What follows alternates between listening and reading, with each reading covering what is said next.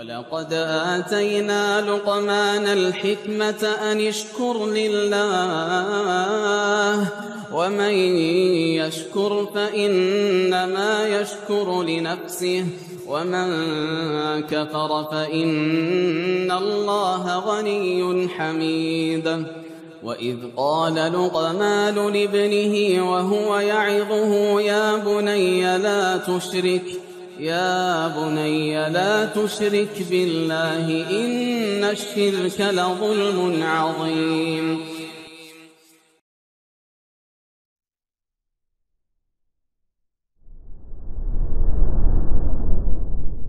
بسم الله الرحمن الرحيم. السلام عليكم ورحمة الله وبركاته. إن الحمد لله نحمده ونستعينه ونستغفره ونعوذ بالله من شرور أنفسنا وسيئات أعمالنا من يهده الله فلا مضل له ومن يضلل فلا هادي له أشهد أن لا إله إلا الله وحده لا شريك له وأشهد أن محمدا عبده ورسوله لا نبي بعده. يا أيها الذين آمنوا اتقوا الله حق تقاته ولا تموتن إلا وأنتم مسلمون. يا أيها الذين آمنوا اتقوا الله حق تقاته ولا تموتن إلا وأنتم مسلمون. يا أيها الناس اتقوا ربكم الذي خلقكم من نفس واحدة وخلق منها زوجها وبث منهما رجالا كثيرا ونساء واتقوا الله الذي تساءلون به والأرحام إن الله كان عليكم رقيبا. يا أيها الذين آمنوا اتقوا الله وقولوا قولا سديدا يصلح لكم أعمالكم ويغفر لكم ذنوبكم ومن يطع الله ورسوله فقد فاز فوزا عظيما.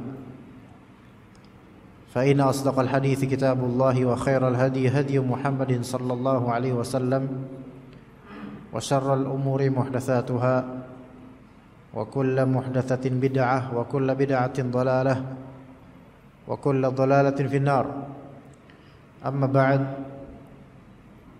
Segala puji bagi Allah Azza wa Jalla yang mengumpulkan kita di majlis ini di salah satu rumah Allah Azza wa Jalla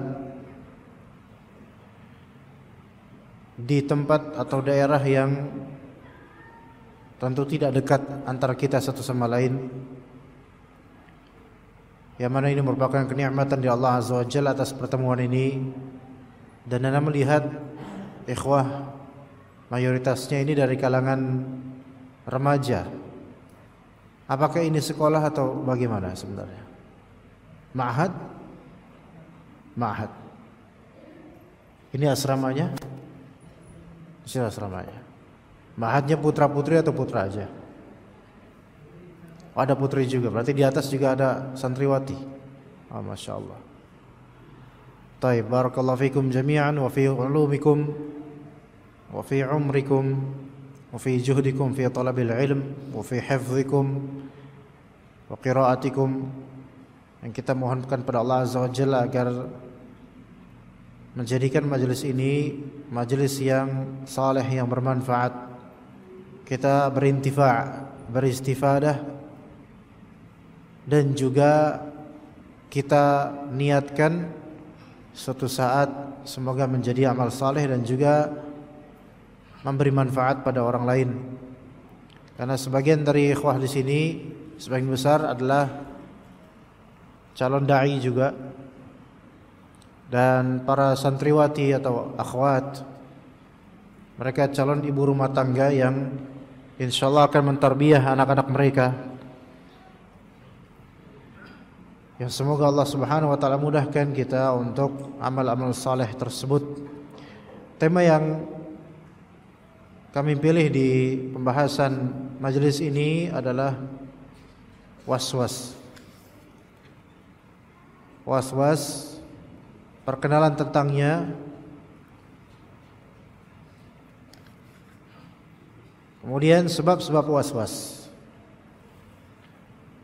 bentuk-bentuk was-was, dan terakhir obatnya insyaallah ta'ala. Bagi yang memiliki catatan, maka ini insyaallah akan sangat bermanfaat untuk dicatat. Dan yang tidak membawa catatan, maka semoga tetap mencatat di fikiran. Berapa persen dari antum para ikhwan santri membawa catatan? Antum enggak punya kitab? Ma indakum kitab? Kurrasah? Qalam? Ma indakum? Asrama dekat enggak kira-kira? Dekat. Para ikhwan semua balik ke asrama, ambil buku dan pulpen sekarang. Ambil semua. Kecuali yang asramanya jauh di Bekasi. Ayo sana. Ayo ikhwan, irji'u. Ambil kurrasah, ambil pulpen atau pensil, fadhal. Asri'u. Setelah sampai asrama balik kemari, jangan mendekam di sana. Tafadhalu. Taib. Asri'u. Cepat para santri sekalian. Taib. Kita mulai sembari menunggu beberapa saudara kita untuk mengambil pena mereka. Perlunya khusyuk ketika salat itu adalah kepentingan tersendiri atas kita sebagai muslim dan juga muslimah.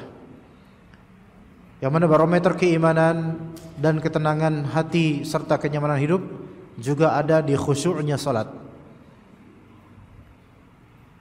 Dan di antara penghalang terbesar khusyuk akan salat, khusyuk itu penghalang terbesar terhadap khusyuk ketika salat adalah adanya waswasah atau waswas. Adanya waswas atau pikiran-pikiran yang negatif. Kita akan mengenal terlebih dahulu apa itu waswas. Pertama kali al-waswas itu ditafsirkan oleh sebagian dari ahli bahasa dan juga oleh ahli syariat dari kalangan ulama. Al-waswas adalah syaitan. Berangkat dari firman Allah Azza wa Jalla di surat An-Nas ayat keempat. Di surat An-Nas ayat keempat, min syarril waswasil khannas. Katakanlah, qul a'udzu birabbin nas. Aku berlindung kepada Allah Rabbnya manusia, Malikin nas, rajanya manusia, Ilahin nas, sesembahan manusia. Min syarril waswasil khannas. Berlindung kepada Allah dari keburukan al-waswas al-khannas. Lafal al-waswas di sini, lafal al-waswas, para ulama berbeda pendapat mengenai maknanya. Makna pertama, arti dari kata waswas adalah bisikan. Ya, bisikan. Bisikan negatif tentunya, bukan bisikan positif. Kalau bisikan positif itu bisa ilham, wahyu dan semisalnya. Tapi ini waswas, bisikan negatif. Kalau di bahasa kita, waswas itu bisikan-bisikan ketergesaan atau keraguan dan kebimbangan. Ini kok bahasa kita Indonesia. Tapi dalam bahasa Arab segala bisikan negatif. Makanya dikatakan al-waswas secara makna yaitu hadithun nafsi wasyaitani bima la naf'a fihi wala khair. Hadithun nafsi wasyaitan bima la naf'a fihi wala khair. Waswas secara bahasa dalam bahasa Arab, waswas adalah hadithun nafsi wasyaitan, percakapan jiwa dan syaitan. Percakapan jiwa dan syaitan yang mana percakapan itu tidak ada manfaat dan kebaikan padanya.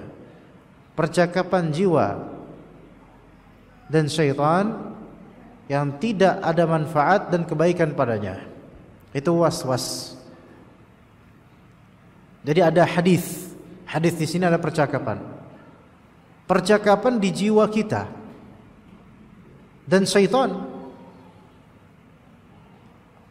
yang bercakap di jiwa kita, yang mana percakapan tersebut, inspirasi tersebut tidak ada manfaat dan tidak ada kebaikan pula.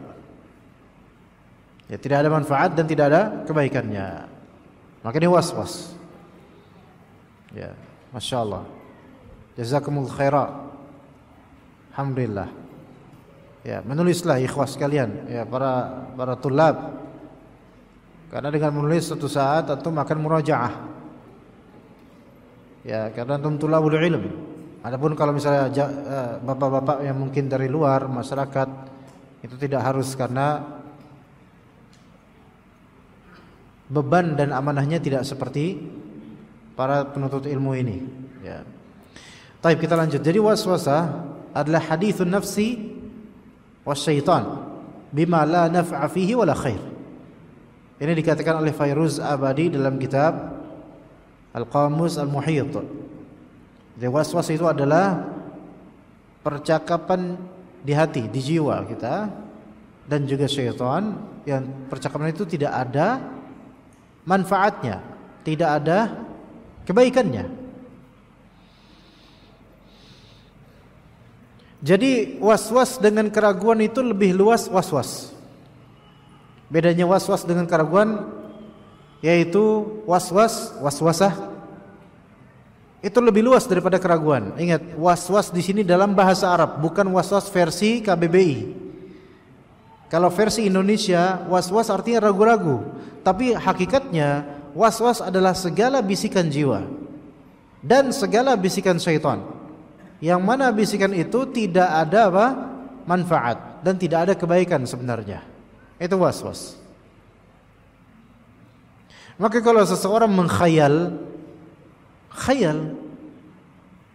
walaupun enggak ragu, khayal aja, ngehayal nanti ketika lulus dia kemudian pergi ke Madinah, kemudian jadi ustadz besar ilmunya, besar kepalanya, besar perutnya juga. Terus kemudian habis itu punya istri 4, kemudian punya anak banyak, akur semua, kemudian mati syahid di alam barzakh. Itu memang ideal sekali, tapi itu bisa menjadi waswas. Karena kenyataannya apa yang sedang kita lakukan sekarang, maksudnya keadaan kita sekarang tidak setinggi itu imannya. Tapi hanya khayalan belaka, takhayul belaka. Maka ini waswas. Ya. Termasuk juga waswas, misal lewat di suatu tempat gelap, kemudian terbayang-bayang di atas pohon itu ada yang nangkring, pakai baju putih, bolong tengah, rambut panjang, kemudian kakinya goyang-goyang misalnya. Itu waswas bukan ragu-ragu, tapi waswas. Jadi waswas itu bisa aja percakapan jiwa pribadi walaupun tanpa setan, atau percakapan setan yang ada pada diri, yang menuju diri kita. Itu waswas. Yang mana semua percakapan itu, semua bisikan itu, semua ide itu tidak ada manfaat dan tidak ada kebaikan.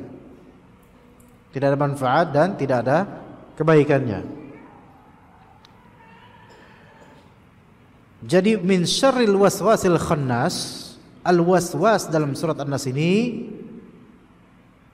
ditafsirkan dengan tafsiran pertama, artinya apa tadi? Yaitu percakapan di hati, percakapan jiwa atau bisikan syaitan yang tidak ada manfaat dan tidak ada kebaikannya. Nah, ini penting ikhwas sekalian. Banyak mengkhayal itu termasuk waswas, walaupun khayalannya seolah-olah positif. Tapi segala khayalan yang berlebihan atau khayalan yang tidak sesuai dengan diri antum sekarang, maka itu waswas. Misal antum malas ngafalin Al-Quran, tetapi berandai-andai kelak itu antum akan menjadi seorang syekh mukri dengan 7 sanad, dengan 7 qiraah bersanad semua. Sementara sekarang Al-Jin aja, menghafal surat Al-Jin aja belum bisa. Setiap menghafalin kesurupan misalnya. Maka ini khayalan. Enggak usah terlalu jauh mengkhayal. Lihat diri sekarang. Lihat diri kita sekarang. Maka kalau khayalan terlalu jauh melampaui kapasitas diri kita sebenarnya, maka ini overthinking, berlebihan dalam berkhayal. dan juga merupakan bagian dari was-was, dan khawatirnya memang itu di blow up oleh syaitan. Syaitanlah yang mensiulkannya, syaitanlah yang mengiramakan dan juga menghiasinya. Oke? Itu was-was makna pertama. Was-was makna kedua, kata para ulama al-tafsir sebagiannya, was-was yang itu makna kedua adalah syaitan itu sendiri. Jadi syaitan memiliki sifat was-was, yaitu memiliki sifat memberikan was-was, memberikan bisikan-bisikan yang negatif, walaupun seolah-olah awalnya positif. Min syarril waswas al-khannas. Al-khannas ini adalah sifatnya syaitan, yang maknanya disebutkan dalam tafsir Al-Qurtubi. Al-khannas adalah, yaitu syaitan yang kalau engkau lalai dia akan mendekat, dan kalau engkau berzikir dia akan menjauh. Itu khannas. Dan umumnya syaitan ya kayak gitu. Kalau kita lalai, mendekat dia. Kalau kita zikir, apalagi baca Quran, apalagi ayat kursi, menjauh dia, walaupun kita nggak ngelihat. Itu khannas. Ada juga nama syaitan, kata Nabi SAW, namanya khanzab. Pernah dengar gak nama khanzab? Jangan namain anak nanti khanzab, jangan. Khanzab itu adalah syaitan yang spesialis mengganggu orang-orang yang sedang sholat. Khanzab namanya. Kalau misalnya ada di antara kita, temannya lagi sholat, dia gangguin dengan candaan, ini nih khanzab nih, setan ini. Lagi jadi setan dia. Lagi menjadi al-waswas al-khannas. Ajaibnya jemaah sekalian, umumnya setan ketika seseorang lagi berzikir, itu setan akan menjauh, takut mengganggu. Tapi ini ada beberapa model setan, orang lagi zikir, lagi sholat malah diganggu. Nah, ada di antaranya khanzab dan semisalnya. Tapi biasanya yang diganggu oleh setan-setan seperti ini, yang sholatnya cuma format zahir doang, batinnya itu nggak masuk, yaitu bacaannya dia nggak paham, nggak ada khusyuknya sama sekali. Sholat sih sholat, pikirannya tentang dagangan, tentang dunia dan seterusnya. Ya, baik. Jadi waswas itu bisa dua makna. Yang pertama maknanya apa? Yaitu percakapan jiwa atau bisikan syaitan yang tidak ada kebaikan dan manfaatnya. Fahami baik-baik, hafalkan itu. Nanti anak akan tunjuk salah satu dari santri untuk menjawab dengan persis. Ya, nggak bisa jawab boleh pulang kampung. Kampungnya di sini semua atau gimana? Orang-orang sini atau orang-orang mana? Ada yang Padang? Masya Allah. Makna kedua dari waswas apa? Syaitan. Baik, kita lanjut ke sebab-sebab waswas. Sebab-sebab waswas. Ingat tadi waswas itu luas maknanya. Segala bisikan jiwa yang sifatnya tidak ada kebaikan, tidak ada manfaat, maka itu waswas. Oke? Segala khayalan itu waswas. Overthinking, berlebihan dalam berpikiran juga waswas. Mau kemana-mana itu takut juga waswas. Ya. Percaya khurafat juga waswas. Misalnya ada pohon apa? Ada pohon asem di sana. Ya. Itu pohon asem itu ada penunggunya dari kalangan jin. Waswas ini. Bisikan syaitan. Jangan dipercaya. Oke? Baik, kita lanjut ke sebab waswas. Tulis para tulabul ilm, ya tulabul ilm, uktubu. Asbabul waswasah. Bisa bahasa Arab kan, teman-teman? Atau pakai bahasa Indonesia? Sebab-sebab waswas. Asbabul waswasah, sebab-sebabnya. Yang paling pertama yaitu qillatul ilmi syar'i. Qillatul ilmi syar'i, qilla al-ilm syar'i, yaitu minimnya ilmu syar'i, ilmu agama. Penyebab waswas yang paling pertama itu minim ilmu agama, kejahilan, kurangnya ilmu. Karena kurang ilmu maka dia kurang kokoh. Karena kurang kokoh maka mudah goyah. Karena mudah goyah mudah dikuasai syaitan dan dibisiki olehnya. Kurang ilmu syar'i. Ada orang punya banyak ilmu duniawi, ya mungkin ahli matematika, ahli kedokteran, tapi nggak punya ilmu syar'i. Ini mudah was-was, mudah digerayangi oleh syaitan dari segi pikiran dan bisikan. Ilmu syar'i yang dimaksud adalah ilmu dari Al-Quran dan Sunnah dan juga contoh dari salafus saleh. Itu.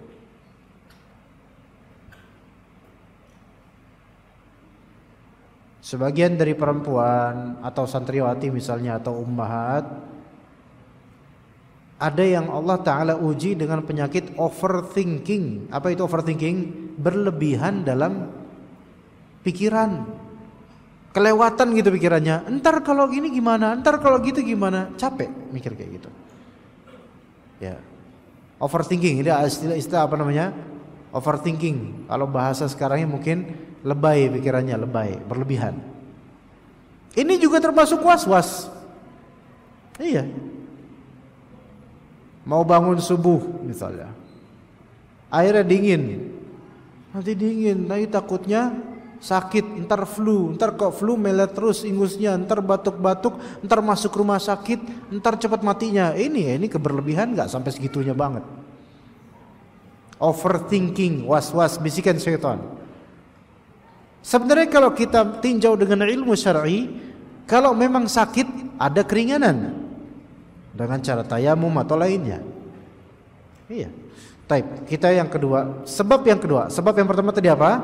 Minimnya ilmu syar'i. Sebab yang kedua, lemah iman.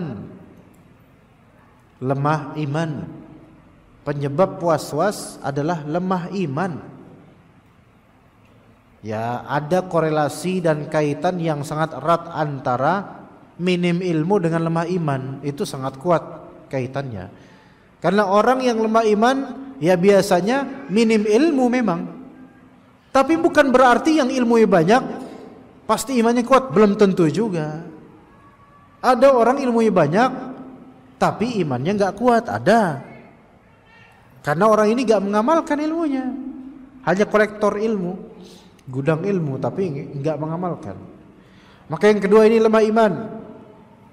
Karena syaitan yatasallatu ala ahli al-ma'asi. Syaitan itu bisa menjajah ahli maksiat. Dan memang sasarannya syaitan ya ahli maksiat. Iya. Dijajah oleh syaitan.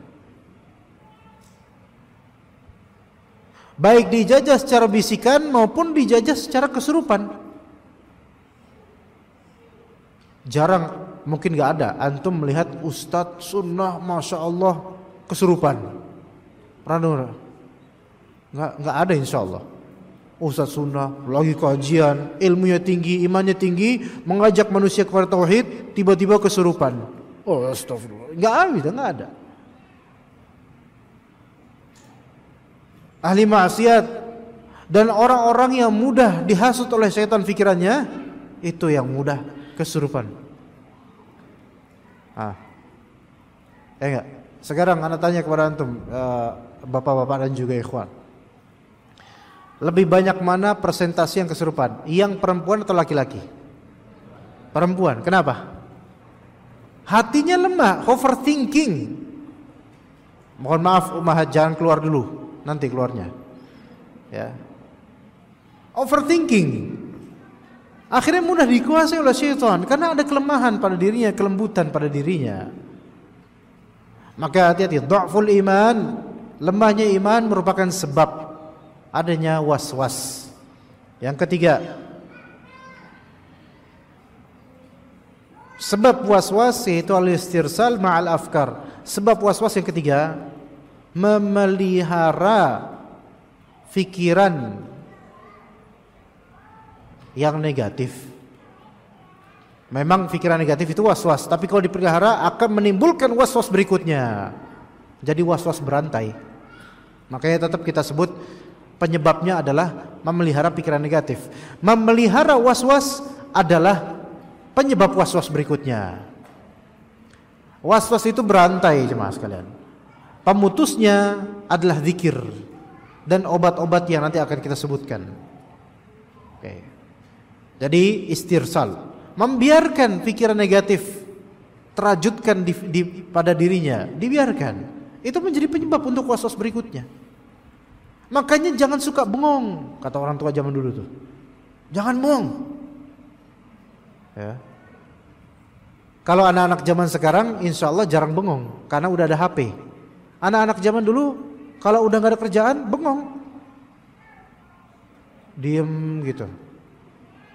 Bapaknya bilang, hei jangan bengong, kayak gak ada kerjaan. Tapi bapaknya kalau habis asar sore di teras rumah ambil makan rengginang sama teh manis, bengong juga bapaknya. Dulu kayak gitu. Kalau sekarang ada HP.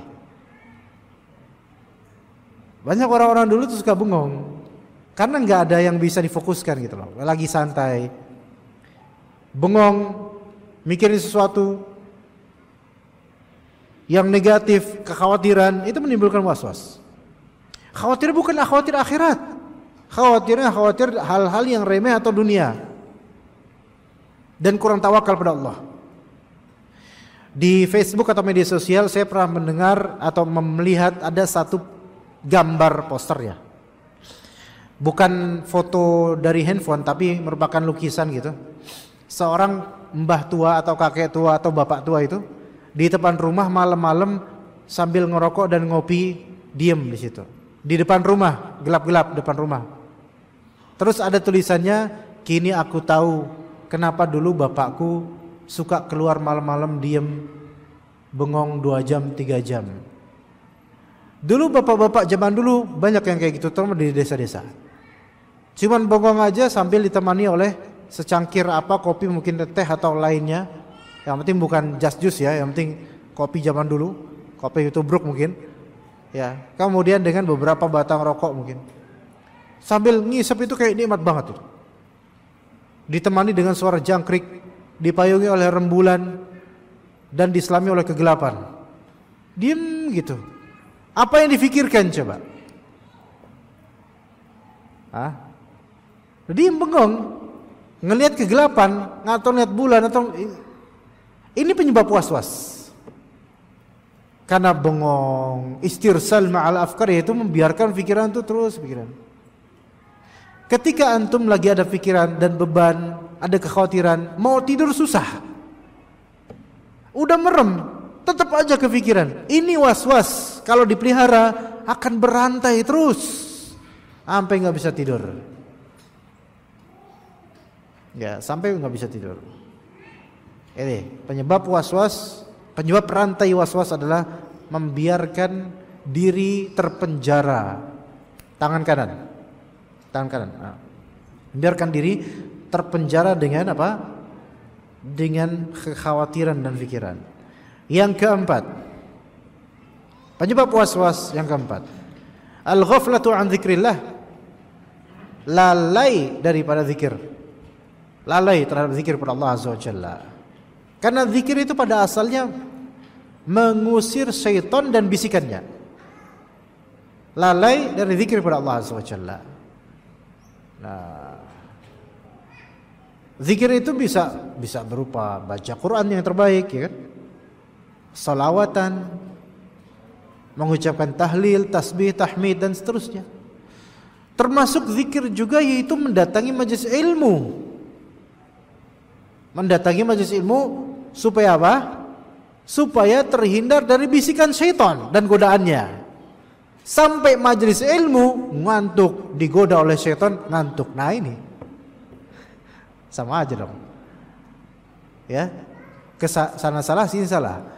Ke majelis ilmu supaya tidak dibisiki oleh syaitan, pas di majelis ilmu terlalu tenang, akhirnya dibisiki oleh syaitan, udah tidur, udah enak nyaman, ada AC, ada kipas angin, udah tidur dah. Kapan lagi coba bisa tidur di sini gitu. Akhirnya mulai merunduk, makin tawadhu, sujud dia sampai tidur beneran.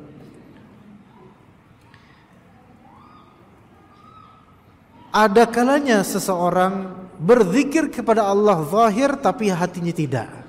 Yang seperti ini tetap kena dengan waswas dan bisikan syaitan. Pernah lihat gak video orang-orang yang dapat penampakan setan atau jin? Dia udah astagfirullahaladzim, Allah la ilaha illallah, baca ayat kursi, tapi tetap aja setannya tetap berani sama dia. Apa sebabnya coba? Karena di lidah doang, hatinya tuh gak berzikir. Lihat aja acara-acara dunia lain dan semisalnya. Apa yang ditinggalin di tempat keramat gitu loh, di tempat angker gitu loh. Wah, ngelihat apa, ada poci, ada kunti, ada apalah, wewe, wowo dan seterusnya. Wah, astagfirullah. Terus baca Al-Fatihah dia. Terus baca ayat kursi, bacanya belepotan. Dari situ kita tahu nih orang ini jarang baca Quran. Betapa banyaknya orang Indonesia baru istighfar pas ngeliat setan. Dia ngeliat setan nyanyi dia. Baru baca Al-Quran ketika ngeliat setan baru dia baca Al-Quran. Makanya gak mempan, setannya juga tahu. Kata setannya, lo baru sekarang baca Quran, emang gue tahu, kata setannya. Artinya orang ini hanya di lidah zikirnya, makanya setan gak merasa terusir. Ini cuman covernya doang nih zikir nih. Makanya zikir itu perlu hati. Perlu hati. Makanya Nabi SAW mengatakan, Allah Subhanahu wa taala tidak menerima doa dari orang yang ketika doa dia ghafilin lahin, lalai doanya. Hanya lip sync saja. Hanya di lidah saja doanya. Enggak Allah terima, enggak Allah jawab. Ya. Oke. Jadi di antara penyebab waswas apa? Lalai terhadap zikir kepada Allah. Yang kelima dari penyebab waswas, dha'ful aql, lemah logika, cacat akal, atau lemah akal atau cacat logika, terserah antum bahasakannya gimana. Logikanya lemah, akalnya itu nggak dipakai atau kurang dipakai gitu loh. Orang yang memiliki akal yang sempurna, akal yang kuat, orang yang rasionalis itu nggak mudah untuk dibisiki oleh syaitan, terutama kalau rasional dan syar'i. Makanya orang barat itu jarang mereka ketemu sama penampakan setan. Karena mereka rasional, gak mau cepat percaya dengan itu. Memang ada sih di barat zombie atau apa sih namanya itu, Dracula. Tapi itu di film doang. Hakikatnya mereka gak percaya dengan itu. Kalau di Indonesia banyak nama setannya. Kalau ada kamus, jadi itu kamus setan. Tiap daerah ada setannya, nenek gayung, wah ada waktu itu. Apalagi setan berikutnya, banyak. Tukang parkir Indomaret, tiba-tiba kita datang nggak ada, pas kita pulang ada. Nah itu hantu berikutnya itu. Banyak hantu di Indonesia. Saking banyaknya tiap daerah itu ada tersendiri nama-namanya. Kuyang, Kalimantan. Ada orang bilang Kuyang versi Banten juga ada, oh gitu. Kuntilanak pun ada berapa nau'nya, anwa'. Ya, yang qasimu ila kam aksam gitu. Ada kunti merah, ada kunti putih. Dan seterusnya. Banyak di Indonesia. Karena masih banyak yang mau percaya sama yang seperti itu. Memang jin itu ada, tapi mereka, penampakan mereka itulah produk dari mindset masyarakat setempat. Makanya di kita itu nggak ada vampir. Nyasar kalau di kita ada vampir, karena vampir itu masuk ke dalam mindset orang-orang Cina. Oh iya, begitu. Nah orang kalau pakai rasional, pakai rasio, pakai akalnya gitu loh, nggak mudah terbisikan oleh syaitan sebenarnya. Apalagi dia rasional dan dia pakai ilmu syar'i. Wah susah itu, syaitan untuk masuk susah. Ya, kalau misalnya nih masih dipercaya oleh sebagian dari orang bahwasanya fulan gentayangan.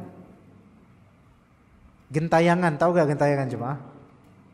Arti gentayangan punya jam tayang. Nah, karena makanya gentayangan. Jadi ada jam tayangnya dia. Malam-malam 40 harian, 7 harian, gentayangan tuh. Jadi ada jam tayang, nanti ngetok-ngetok pintu rumah warga gitu kan. Pas dibuka, ternyata mayit fulan, almarhum.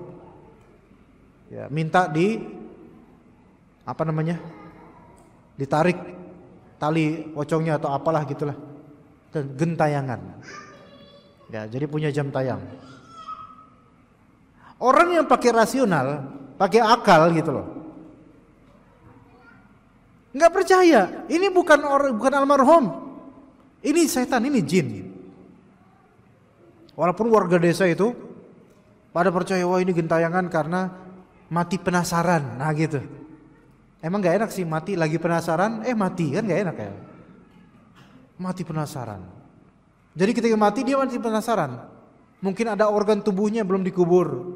Mungkin ada harta warisannya yang diginin dan seterusnya. Itu khurafat semua itu. Maka orang kalau misalnya akalnya lemah, dia percaya. Tapi kalau pakai akal yang benar gitu, sebentar, itu kan jasadnya itu udah masuk ke kubur 2 meter ke bawah. Terus dibenemin sama tanah, belum pakai dipan kayu. Itu gimana caranya bangkit lagi ke atas? Coba. Yang masih hidup aja dikubur dengan dipocokin gitu, mau bangkit ke mana bisa? Nggak bisa dia. Apalagi ini, dia udah mati. Itu pertama. Kedua, okelah, dia adalah roh. Bukan jasadnya ada di dalam kubur, ruhnya gentayangan. Tapi kan ruhnya ini pakai pakaian pocong juga. Dari mana kain kafan itu? Beli di toko mana? Coba pikirin. Enggak. Ini semua adalah godaan syaitan. Enggak percaya, maka enggak kena bisikan. Iya. Kemudian di antara ini penting, yang keenam, di antara penyebab waswas, adamu mukhalatati ahlil ilmi wal iman. Tidak berbaur dengan orang berilmu dan orang beriman. Maksudnya orang berilmu dan beriman. Ya, orang mukmin yang berilmu. Tidak berbaur, tidak bergaul, tidak bercampur, tidak berdekatan dengan orang berilmu yang beriman atau orang mukmin yang beriman. Jadi pergaulannya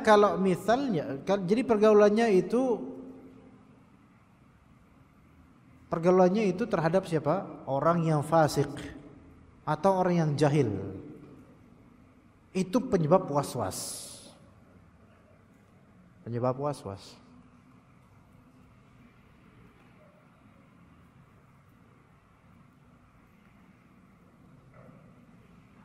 Kalau misalnya ada curanmor, tahu curanmor jemaah? Curanmor, pencuri motor gitu misalnya. Kira-kira masyarakat tuh bakal ngapain? Digeprek itu. Bakal diamuk masa kan? Dihakimi oleh warga. Padahal kan harusnya ada pihak yang berwajib, kita serahkan ke pihak yang berwajib. Misalnya ketahuan nih nyuri motor. Rame kan? Orang kalau nggak punya ilmu dan imannya kurang, pasti bakal bantai aja, udah gebukin, dipanas-panasin. Beda kalau antum ketemu curanmor, antum tangkap dia, terus ketemu Ustadz enaknya diapain ya? Nggak bakal Ustadz bilang, udah gebukin aja bro, nggak bakal ngomong gitu. Ustadznya bakal apa? Tahan dulu, kita serahkan kepada pihak yang berwajib supaya dihukum. Gitu. Walaupun ya belum tentu juga bakal dihukum gitu. Tapi yang penting kan kita itu tidak menzalimi dia, karena nggak boleh kita main hakim sendiri, ini negara hukum. Begitu jemaah sekalian. Ketemu begal, bakar bro, udah bakar. Ada waktu itu seperti itu. Na'udzubillah min dzalik. Makanya berbaur dan berdekatan dengan orang yang memiliki ilmu syar'i dan beriman itu penting untuk menangkal was-was. Sebaliknya berbaur dengan orang jahil dan ahli maksiat itu malah menimbulkan was-was. Ya. Baik. Kita menuju ke berikutnya. Setelah tadi 6 perkara, 6 pilar, 6 pokok penyebab was-was, kita menuju ke gambaran was-was, bentuk-bentuk was-was. Kalau nanti ada pertanyaan tolong ditulis di secari kertas, apapun pertanyaannya silakan. Mungkin saya akan selesai untuk materi mungkin jam 10:40. Setelah itu sisanya kalau ada tanya jawab silakan. Oke, kita menuju ke mazahir al-waswasah. Bentuk-bentuk waswas. Ummahat, suara saya jelas enggak Ummahat? Jelas, alhamdulillah. Para ikhwan, jelas suaranya? Jelas. Yang pertama di antara bentuk waswas,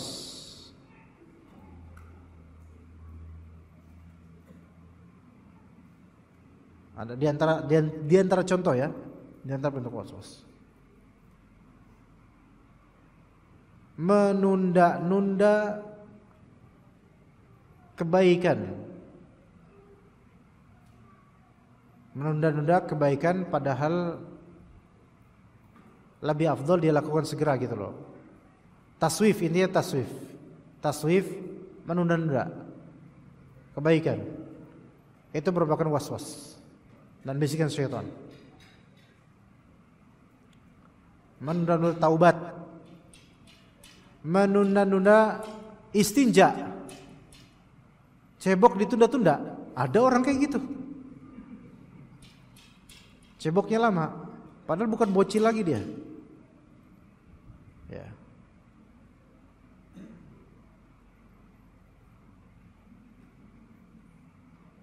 Atau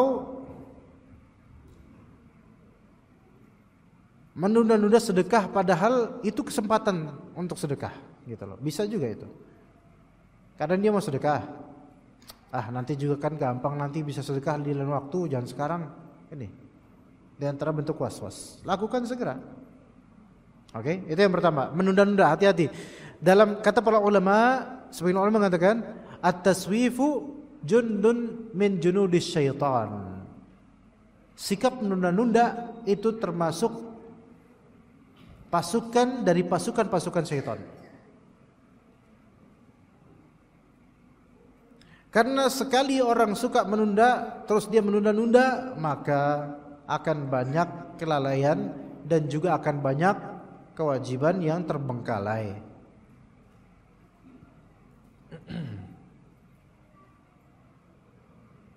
Sejujurnya kemudahan yang Allah berikan pada kita berupa kendaraan, Google Map, handphone, sinyal, bukan membuat kita semakin diligent, semakin rajin, semakin nasyid, semakin mujtahid, enggak. Justru membuat kita semakin apa? Suka menunda-nunda. Ini mungkin bapak-bapak yang udah kerja mungkin merasakannya.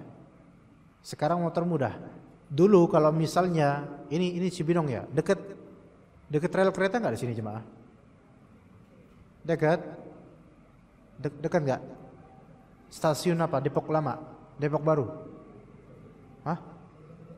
Bojonggede. Oh udah sampai Bojonggede ya? Masya Allah. Kan Bojonggede, Citayam, Cilebet, Bogor gitu ya. Oke. Sahih kan? Citayam yang kapan? Oh Citayam udah lewat. Oh. Citayam Fashion Week itu di mana? Beda lagi. Dulu orang-orang ketika kerja masih naik apa namanya, komuter lain atau kereta ekspres dulu, misalnya, itu akan bergegas itu supaya nggak ketinggalan kereta, lebih datang pagi. Itu ketika belum punya motor, atau dulu masih naik angkot. Wah pagi-pagi habis subuh jalan, masya Allah.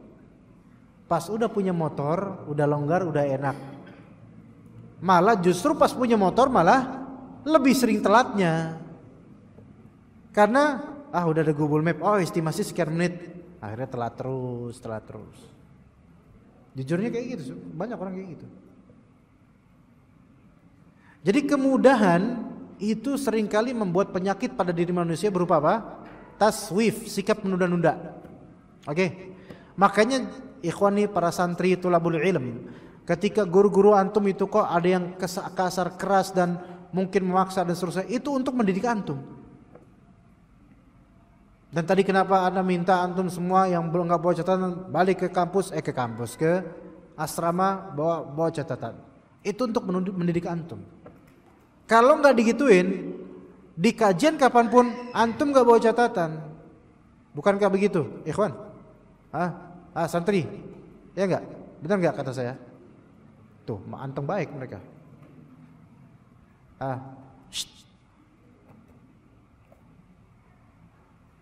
Jangan lalai. Bukan antum aja, semua nih di daerah sini, duduk yang benar. Ana dulu santri kayak antum. Ya, jadi ana tahu sikap-sikap antum seperti apa, ngerti. Belaga pilon, belaga nggak dengar, ngerti. Ana ngerti. Ana dulu santri seperti antum, jadi ana tahu. Iya. Suka bercanda pas kajian, nggak apa-apa. Pura-pura tidur, akhirnya tidur beneran, itu nggak apa-apa. Iya. Jadi tenang aja, kita sama-sama santri. Makanya ana tahu. Makanya ana tegasin kepada antum. Bawa buku catatan. Dan antum harus berjanji pada diri antum, ikhwah, para tulab, para santri, ke kajian-kajian berikutnya di majelis ini atau lainnya, ustadz siapapun itu, antum bawa catatan dan nyatat. Walaupun antum bandel, nyatat. Suatu saat bandel sekarang, suatu saat antum lihat catatan antum malu melihat diri antum. Ternyata saya dulu alimnya, walaupun belaga, nggak apa-apa. Akhirnya antum dapat faedah dari masa lalu antum. Bener. Pegang kalimat ana 5 tahun lagi, 6 tahun lagi, insya Allah antum bakal dapat jawaban dari kalimat ana ini. Mungkin di antara antum sebagiannya mungkin ada yang selengean, ada yang rajin bercanda, ada yang ngelawak, garing sih garing tapi yang penting ngelawak dan seterusnya. Gak apa-apa, itu karakter. Tapi kalau kajian bawa catatan. Gak apa-apa dikatain sok rajin, biarin. Emang bener sih sok rajin, tapi gak apa-apa. Ada kalanya santri-santri yang sekarang ini prestasi gak seberapa, dikenal bandel bahkan, tapi boleh jadi ada potensi ilmu pada dirinya di suatu saat. Antum ikhwan yang juara 1 atau juara 2 atau pokoknya top yang high gitu, yang tinggi nilainya, jangan merasa aman dengan nilai antum sekarang.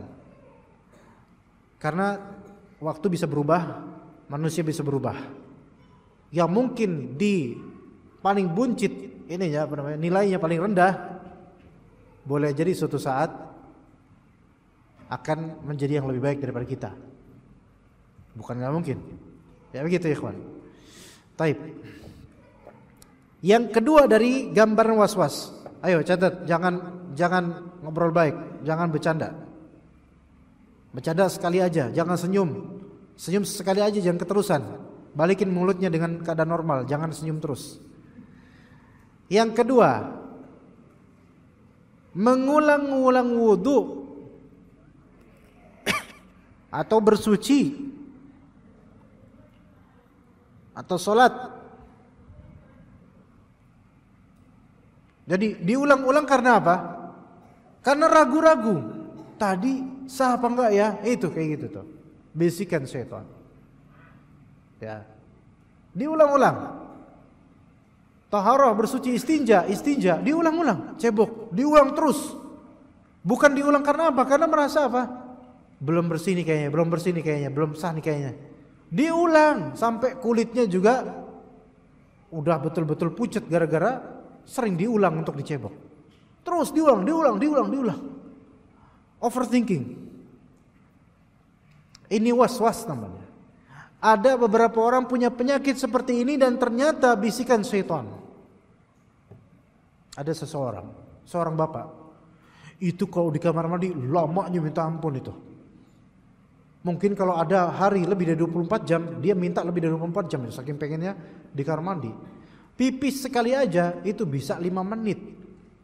Bukan karena pipisnya yang banyak, bukan. Ceboknya yang banyak. Lama, 5 menit, diketok-ketok. Ngapain sih Pak? Bentar lagi cebok. 3 menit kemudian, Pak udah belum?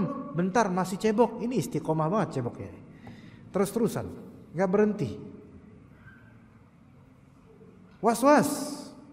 Bukan lagi anyang-anyangan, bukan. Normal. Dan tiap waktu kayak gitu. Penyakit ini kemudian suatu ketika bapak tersebut kesurupan. Diruqyah. Berulang kali sampai alhamdulillah sembuh.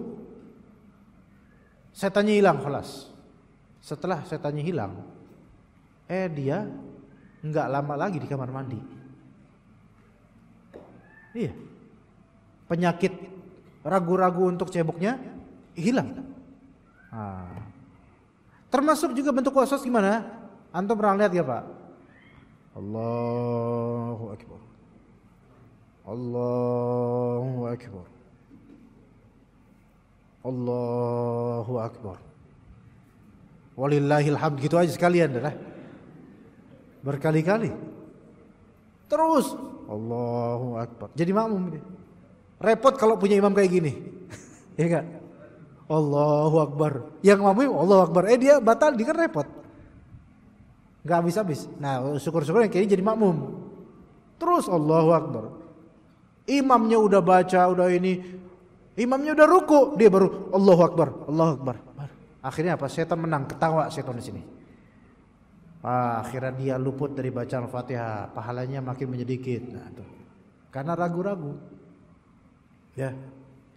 Kemudian juga sikap berlebihan dalam mengkonsumsi air untuk bersuci. Sikap berlebihan dalam menggunakan air dalam bersuci. Ini juga merupakan waswasah. Karena ragu kalau sedikit takutnya nih enggak tercovery semuanya. Israf, berlebihan dalam penggunaan. Ini juga termasuk waswasah. Taib. Kemudian waswasah yang ketiga. Di antara contohnya adalah waswas dalam perkara akidah, dan ini yang paling mengerikan. Was-was dalam perkara akidah. Sebagaimana kata Nabi sallallahu alaihi wasallam, "Ya'ti syaitanu ahadakum fayaqulu man khalaqa hadza wa man khalaqa hadza." Akan datang syaitan kepadamu dan berkata kepadamu, siapa yang menciptakan ini? Siapa yang menciptakan bumi? Kita jawab apa? Allah. Siapa yang menciptakan langit? Kita jawab Allah. Hatta yaqul man khalaqa rabbak. Sampai akhirnya syaitan itu berbisik, kalau gitu siapa yang menciptakan Rabbmu? Siapa yang menciptakan Allah? Maka apa solusinya? Fa idza balaghahu falyasta'idz billahi wal yantahi. Kalau udah sampai situ level bisikannya, maka hendaklah dia bilang apa? A'udzu billahi minasyaitonir rajim, dan falyantahi, yaitu berhentilah dari berpikir, lakukan aktivitas lain. Iya, kadang-kadang kita lagi diam bengong atau gimana, ada bisikan syaitan tentang akidah. Siapa yang cipta ini? Tentang takdir. Banyak orang ketika sedang bernasib kurang baik, kurang mujur, dia langsung overthinking, memikirkan takdir, putus asa dan suudzon pada Allah. Itu banyak tuh, terutama kalangan hawa. Ya. Akhirnya suudzon sama Allah Azza wa Jalla. Maka ini adalah waswas dalam masalah akidah. Belajar ilmu tentang takdir itu penting. Karena itu bagian dari akidah. Dan mengimani takdir itu termasuk rukun iman. Maka mempelajari penting. Ada kalanya orang bunuh diri. Semua orang yang bunuh diri itu pasti mereka adalah orang yang imannya sangat lemah terhadap takdir Allah Azza wa Jalla. Pasti begitu. Entah bagaimana cara bunuh dirinya, pasti lemah dia imannya terhadap takdir Allah Azza wa Jalla.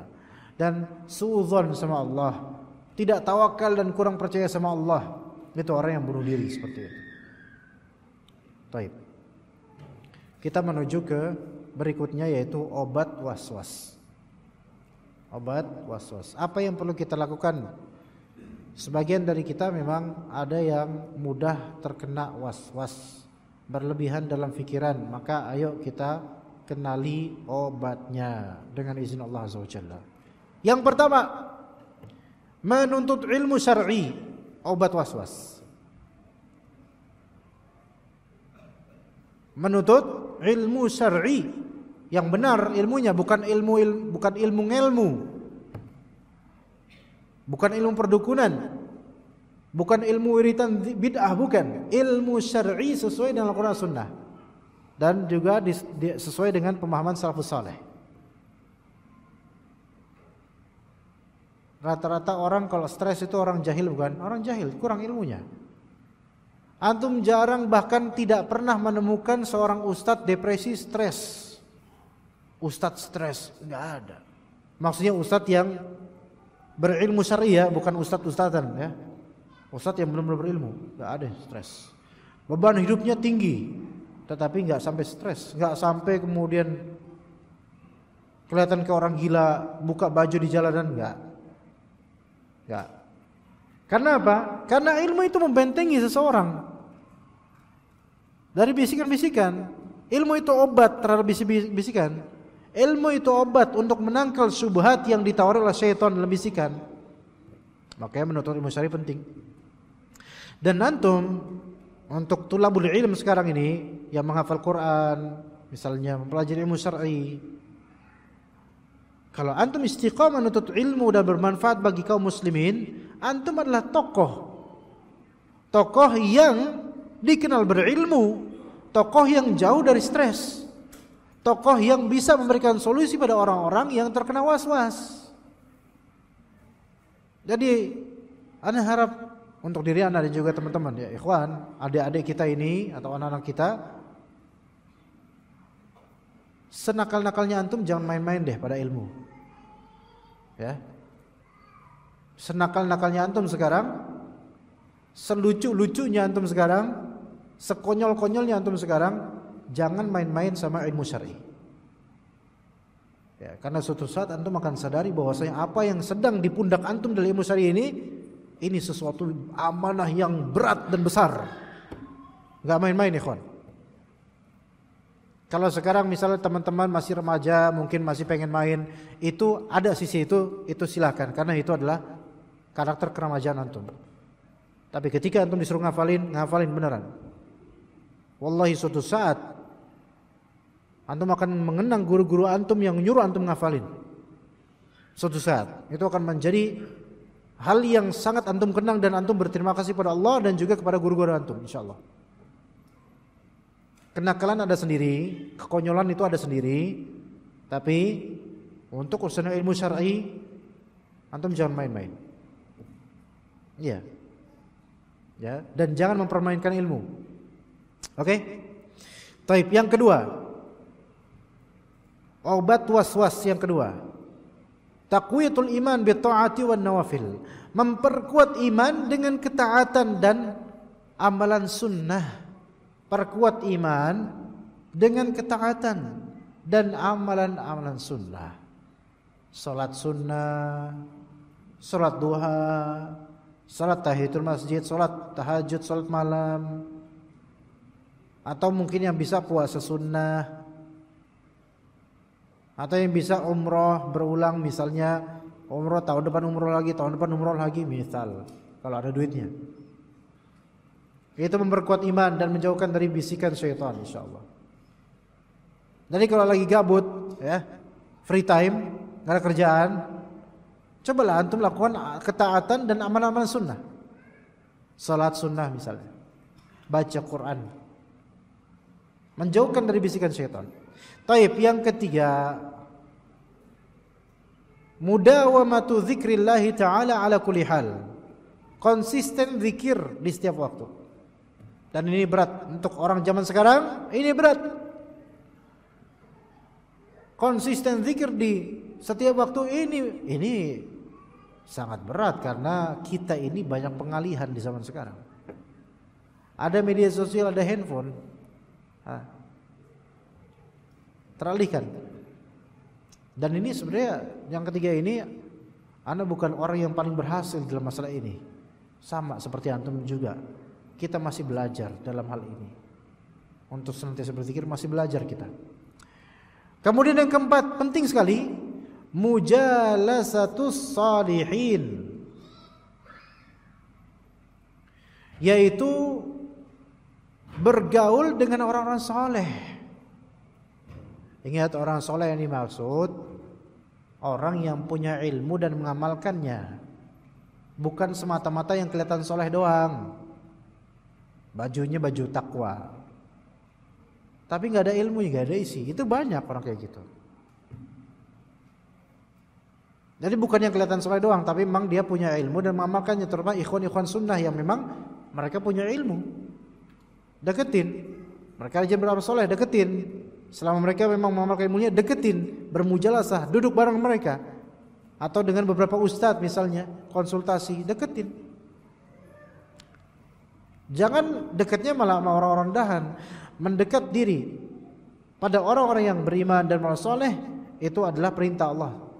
Wasbir nafsaka ma'al ladzina yad'una rabbahum bil ghadati wal 'ashyi yuriduna wajhah. Bersabarlah engkau duduk bersama dengan orang-orang yang seperti itu.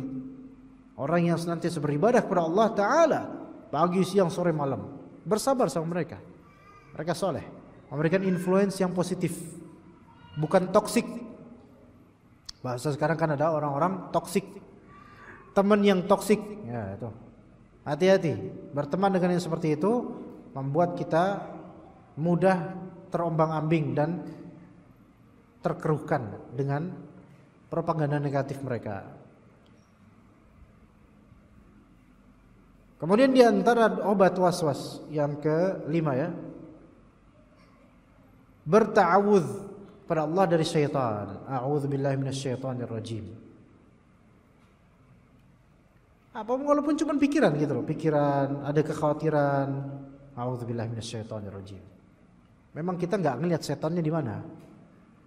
Tapi kita bisa mengusir mereka dengan ta'awudz, a'udzubillahi minasyaitonir rajim. Yang ke-6, sah? Yang ke-6. Jangan berlama-lama di kamar mandi. Setannya banyak. Nanti takutnya apa? Ketuker. Yang keluar bukan antum, setan yang keluar antumnya jadi penghuni kamar mandi. Ayo, jangan lama, terutama laki-laki, ikhwan. Jangan kayak banci ya. Jangan lama-lama di kamar mandi. Oke? Mandi. Tapi laki-laki mandinya oke, mandinya jangan lama-lama. Semua lekukan kulit diperiksa dan seterusnya masih ada daki. Udahlah. Antum laki-laki.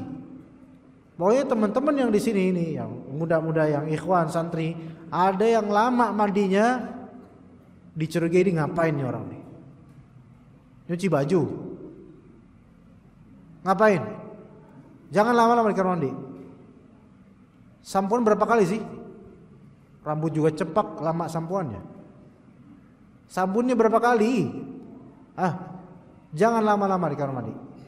Bisikan setannya banyak. Oke? Anda nggak tahu berapa jumlah kamar mandi di sini? Kan biasanya santri itu kan ngantri. Biasanya ada yang dikenal kalau mandi ini lama nih orang nih. Digedor. Ya.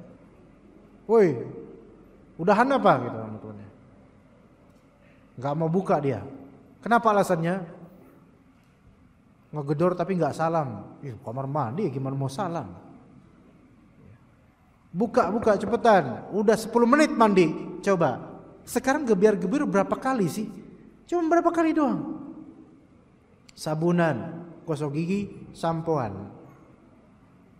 Anda yakin nggak ada di antara santri laki-laki pakai apa namanya? Apa lotion itu? Yang buat perempuan make up itu. Tahu nggak apa namanya kayak gitu? Skincare. Walaupun ada buat laki-laki ada, tapi biasanya santri nggak ada yang kayak gitu. Ada nggak? Kalau ada ya nggak apa-apa, asal skincare laki-laki ya. Skincarean dulu gitu. Yo, masya Allah. Di kamar mandi, lama lagi. Dan seterusnya. Jangan lama-lama. Kenapa? Karena kamar mandi itu di antara tempat terburuk. Kalau antum betah di situ, ada sesuatu dalam pikiran antum. Bisikan syaitan supaya lama-lama di situ. Ya. kecuali darurat atau memang nggak bisa kecuali harus lama, misalnya lagi sakit perut misalnya. Nah, ini beda konteks. Tapi kan nggak selalu sakit perut. Nah, hati-hati dengan itu. Ya. Kemudian ikhwah sekalian, di antara obat untuk menghilangkan was-was yaitu membangun keyakinan dan melenyapkan keraguan. Ada sesuatu yang meragukan, hilangkan keraguan itu, bangun kembali yakin. Gitu. Fa idza azamta fatawakkal 'ala Allah. Kalau engkau berazam, tawakal sama Allah, yakin. Yang meragukan, tinggalkan. Da' ma yaribuka ila ma la yaribuka. Itu tinggalkan hal-hal yang membuatmu ragu, membuatmu menyesal, tinggalkan. Dan beralihlah kepada hal yang tidak membuatmu ragu dan tidak membuatmu menyesal. Taib. Materi insyaallah sebagaimana Anda sebutkan tadi sampai sini insyaallah. Kita ada beberapa waktu untuk tanya jawab. Apakah ada pertanyaan dari ikhwan sekalian atau dari ummahat? Dipersilakan. Mau bertanya langsung juga enggak apa-apa. Mau dari kertas juga tidak masalah insyaallah taala. Ada pertanyaan? Ada panitia mungkin akhwat. Ada pertanyaan enggak?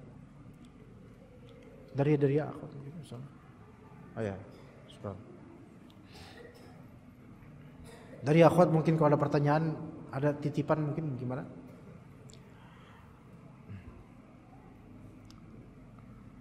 Pak Ustadz, apakah menolak kerjaan atau kepercayaan seseorang termasuk was-was? Terus bagaimana beberapa kisah salafus saleh yang menolak kepercayaan walaupun dia mampu melakukannya, dan apakah ini termasuk was-was juga? Begini,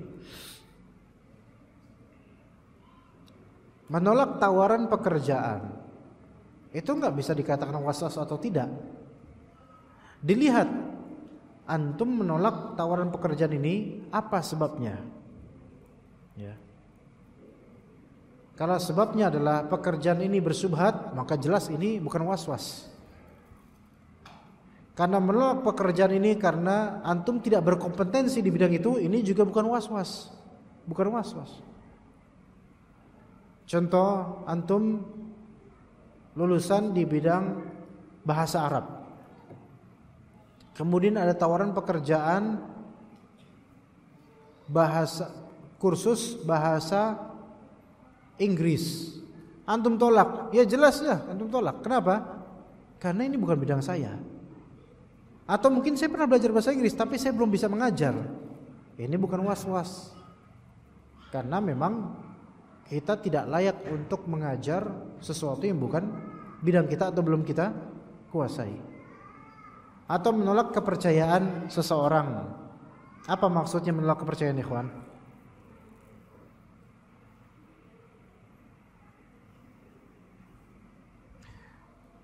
Apa maksud menolak kepercayaannya apa ini? Pak, karena apa maksudnya? Belalang, dagang barang, menolak kepercayaan dagang barang, maksudnya gimana?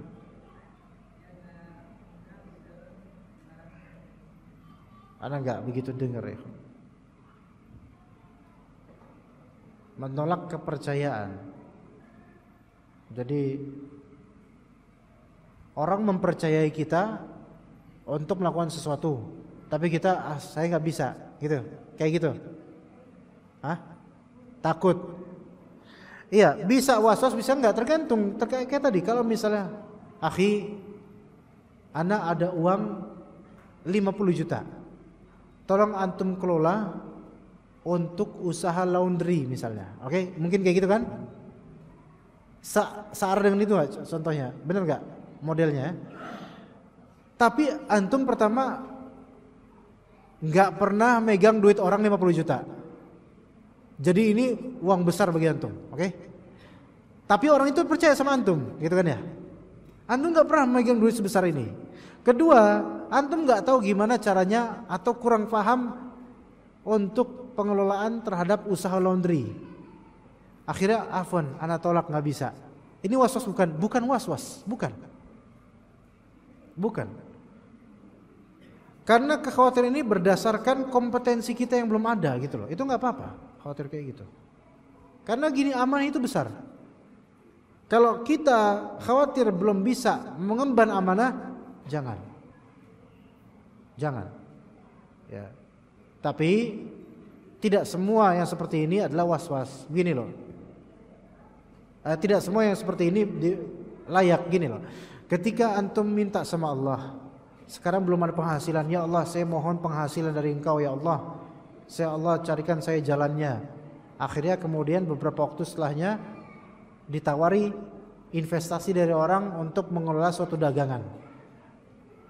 Memang antum belum punya pengalaman, tapi antum bisa belajar. Dan antum belakangan ini sudah berdoa pada Allah supaya dapat penghasilan. Ternyata yang Allah berikan jalannya ini. Antum merasa ini jalannya, tapi nggak usahlah, cari jalan lain aja. Ini menurut ana was-was. Kenapa? Karena ada indikasi doa dan ada indikasi jawaban. Allah sudah kasih jawaban, antum malah ragu. Gitu loh. Paham gak di sini bedanya? Ya seperti itu. Jadi ketika emang itu adalah doa antum dan ternyata Allah Ta'ala akan jawab, udah kelihatan tanda-tandanya, terus antum masih ragu, maka di sini adalah was-was. Begitu. Maka ambil pekerjaan itu selama bisa mempelajarinya dan yakin bisa menguasainya insyaallah. Begitu. Jadi kepercayaan orang terhadap kita itu mahal. Gitu loh. Kita lihat diri kita. Memang ada kekhawatiran, takut dengan uang sekian, dengan nanti gimana. Kalau kita merasa sebenarnya kita bisa dengan belajar, ambil. Dan kita butuh, ambil. Bismillah. Begitu. Oh, udah nikah Pak sampean? Berapa anak? Masya Allah 4, Masya Allah. Ada tiba-tiba perempuan menawarkan diri untuk nikah sama antum. Kaget kan antum? Kaget. Antum terima atau tolak? Ayo Pak. Ngebayangin aja gak pernah ya? Iya. Enggak, misalnya antum terima atau antum tolak? Ini apa nih? Ini apa nih? Geleng-geleng itu apa artinya tuh? Enggak terima. Karena yakin, khawatir enggak bisa untuk menghandlekan, maka ini bukan was-was. Beda urusannya kalau antum merasa bisa. Antum misal doa sama Allah, ya Allah, saya mohon istri yang kedua dengan nafkah yang insya Allah lancar, ya Allah saya mohon. Berapa waktu kemudian ada yang menawarkan diri pada antum dan klop sebenarnya, maka udah di sini jadiin. Bismillah, nggak usah was-was. Gitu ya, paham ya? Bedanya seperti itu. Kalau ada yang datang udah doa, ada yang datang Allah mudahkan, antum tolak, ini baru was-was syaitan. Begitu. Ya, baik. Ada lagi ikhwan mungkin? Apa cukup sampai sini insyaallah? Cukup, khalas. Tidak ada pertanyaan lagi, kita cukup sampai sini insyaallah. Khalas? Gimana? Khalas? Khalas. Baik, kita cukup insyaallah sampai sini. Terima kasih dan jazakumullah khairul jaza panitia dan para santri sekalian atas kesediaan waktu antum dan juga undangan dari antum semua yang semoga ini bermanfaat dan husnuzan antum semua adalah hal yang berharga buat ana. Jazakumullah khairul jaza wa barakallahu fi ulumikum. Kita tutup majlis ini dengan salawat dan juga doa kafaratul majlis.